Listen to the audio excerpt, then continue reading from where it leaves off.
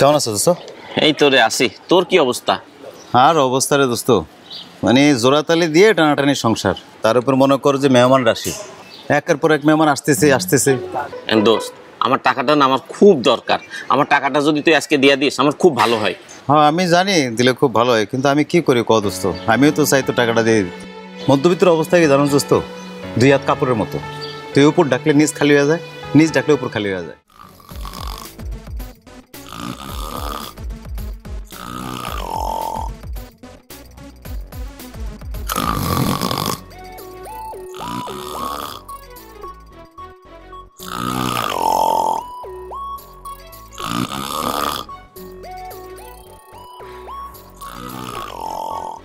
এমনভাবে তাকা থাকার কি আছে? এমনভাবে তাকায় রয়েছে মনে হচ্ছে মানে দুনিয়ার সবচেয়ে বড় কালপিট আমি মনে হয়। তুফানিটা বন্ধ করার ব্যবস্থা করো। আরে ভাই যাম না, সে ডাকতেছে, আমি কেমনে যাবো বন্ধ করতে? আমি কি করে বন্ধ করি? বাবা ঘুমাতে পারছি না।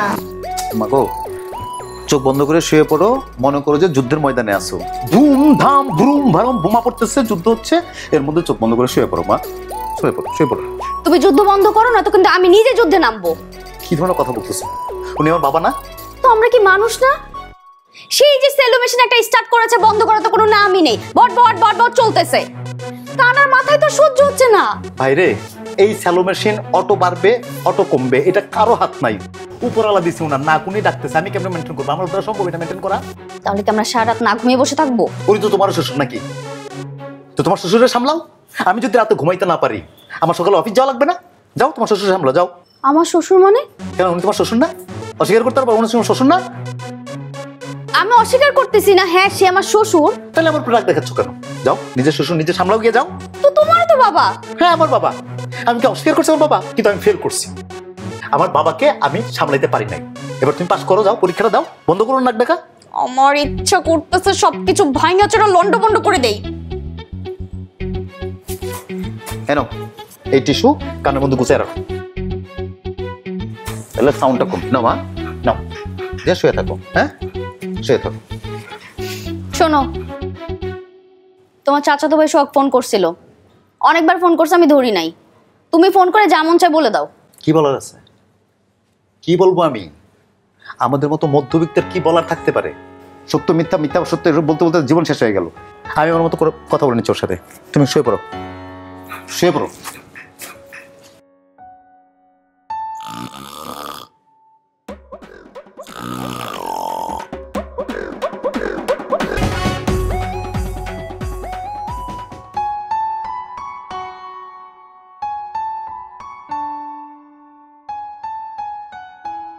বাবা কি আজকে যেতেছেন? হ বাবা, থাকলাম তো কয়দিন, গর্গেরস্থিত হইয়া আর কয়দিন। হ্যাঁ, আপনার ওষুধ টষুধ জরুরি জিনিসপত্র সব নিছেন? হ বাবা নিছি। এই কটা টাকা রাখেন না বাবা। তোমারই তো চলছে টানাটানি। টানাটানি তো থাকবেই বাবা, যেই শহরে এক গ্লাস পানি কিনতে হয় 5 টাকা দিয়ে, সেই শহরে টানাটানি ছাড়া উপায় আছে কোনো? ইচ্ছা তো করে আপনার আমার জন্য কিছু করি, পারি না তো। আফসোস করিস না বাবা, এটাই জীবন। হ্যাঁ বাবা, মধ্যবিত্তের জীবন, না পারি বইতে, না পারি ছাড়তে। সাবধানে যান আব্বা, আমার অফিস যাওয়ার সময় গেলো, আমি গেলাম তাহলে। ঠিক আছে বাবা, যাও, সময় সুযোগ করে বৌমা আর আমার নাতনিটাকে নিয়ে গ্রামের বাড়িতে একটু ঘুরে যাই। সন্তানের সাথে ভিটামাটির সম্পর্কটা খুব জরুরি রে বাবা। হ্যাঁ বাবা, আসি তাহলে। যা, ওয়ালাইকুম আসসালাম।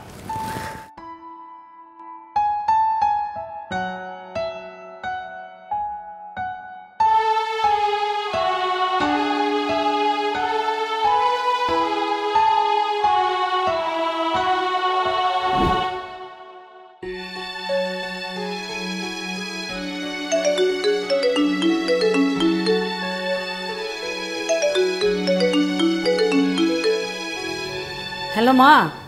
মা, তোমাদেরকে কতবার আসতে বললাম, আজকে পুষ্পার দাদা চলে গেল, তোমাদেরও দেখা সাক্ষাৎ হয় না। কতদিন হয়ে গেল, তুমি আসলে পুষ্পার দাদার সাথে দেখা সাক্ষাৎটাও হয়ে যেত। আরে বাবা, হুট করে কি আসা যায় রে মা? হুটহাট না আসলে হয় না মা, হাসানও বারবার বলতেছিল তুমি আসলে ভালো হইতো। আচ্ছা, হাসান কেমন আছে রে? ভালো আছে মা। পুষ্পা কই? স্কুলে গেছে। আহারে, নানু ভাইরে 8 মাস ধরে দেখি না। টান থাকলে ঠিকই আসতা। মেয়েটা সারাটা দিন নানুমণি করে। আসবো একদিন, হঠাৎ করে চলে আসবো। মা, আমি তোমার একটু পরে ফোন দিতেছি। কি হলো?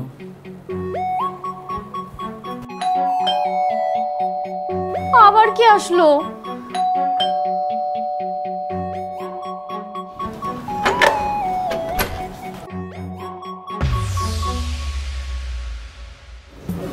হঠাৎ আপনারা? আসসালামু আলাইকুম ভাবি। ওয়ালাইকুম আসসালাম। কেমন আছেন? আপনার ফোনে আমি কতবার করে কল দিলাম, আপনি তো আমার ফোনে রিসিভ করলেন না। এই কারণে ডাইরেক্ট না কয়ে বাড়িতে চলে আসছি। আরে ভাই, হইছে কি, ওই যে আমার ফোনটাতে একটু ঝামেলা হইছে, কল আসলে শুনি না তো, রিং বাজে না।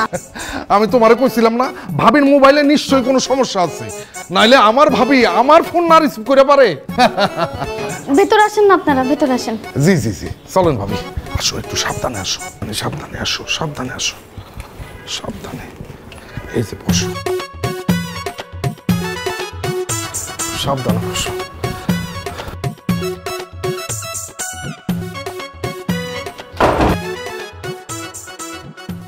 ভাবি জ্বালাইতে চলে আসলাম। না না ভাবি, কি যে বলেন না, আপনারা কেন আসবেন না, অবশ্যই আসবেন। কিন্তু ভাবি, আপনাকে এরকম লাগছে কেন? আসলে ভাবি, ও অনেক অসুস্থ। গ্রামে অনেক ডাক্তার দেখেছি, কোনোভাবে সুস্থ হইতেছে না। এরপরে সদরে যায় অনেক টেস্ট করাইলাম, কিন্তু কোনো লাভ হইল না। তো গ্রামের লোকজন আমারে কইলো তুই ঢাকায় নিয়ে যা, ঢাকায় নিয়ে যা চিকিৎসা কর, দেখবি ভালো হয়ে যাবো গা। এই কারণে ওর চিকিৎসার জন্য ঢাকায় আসা। ভাবি, আপনাদের আইসা ঝামেলা ফেলাই দিলাম না? একদমই ঝামেলায় ফেলেন নাই ভাবি, বিপদ আপদ তো থাকবেই। বিপদ আপদে আত্মীয়রা যদি কাজে না আসে তাহলে আর কিসের আত্মীয়তা বলেন? জি ভাবি। ভাইয়া, আপনাদের জন্য একটু লেবুর শরবত বানায় নিয়ে আসি। জি জি ভাবি, একটু লেবু শরবত দেন। গরমের মধ্যে আসছি তো, কলজাটা পুরো শুকায় গেছে গা। শরবত খাইলে কলজাটা একেবারে ঠান্ডা হয়ে যাবে। একটু চিনি কম দিয়েন, ও বেশি চিনি খাইতে পারে না ভাবি। এই হাসান, কেমন আছো দোস্ত? এই তো রে আসি। তোর কি অবস্থা? আর অবস্থা রে দোস্ত, মানে জোড়াতালি দিয়ে টানাটানি সংসার, তার উপর মনে করো যে মেহমান রাশি, একের পর এক মেহমান আসতেছে। দোস্ত রে, মানুষ যতদিন দুনিয়ায় বাইসে থাকবো, এই অতিথি মেহমান তো আসতেই থাকবো। দোস্ত, আমার টাকাটা না আমার খুব দরকার। আমার টাকাটা যদি তুই আজকে দিয়ে দিস আমার খুব ভালো হয়। হ্যাঁ আমি জানি দিলে খুব ভালো হয়, কিন্তু আমি কি করি দোস্ত, আমিও তো চাই তো টাকাটা দিয়ে দিতে। মধ্যবিত্তের অবস্থা কি জানো দোস্ত, 2 হাত কাপড়ের মতো, তুই উপর ডাকলে নিচ খালি হয়ে যায়, নিচ ডাকলে উপর খালি হয়ে যায়। আমার একটু বাঁচতে দে না দোস্ত, একটু সময় দে, আমি তো টাকাটা দিয়ে দেবো দোস্ত। ঠিকই কইছস, কিন্তু আমি তো খুব সমস্যায় আছি রে।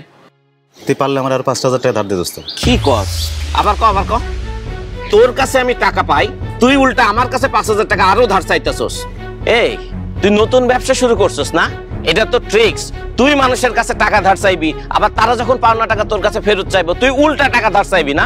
আমার জীবনের সবচেয়ে বড় ভুল হয়েছে যে তোরে 5,000 টাকা ধার দেয়া।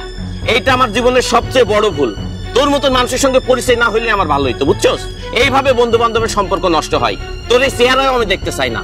ফালতু লোক কোথাকার, যা। ফালতু।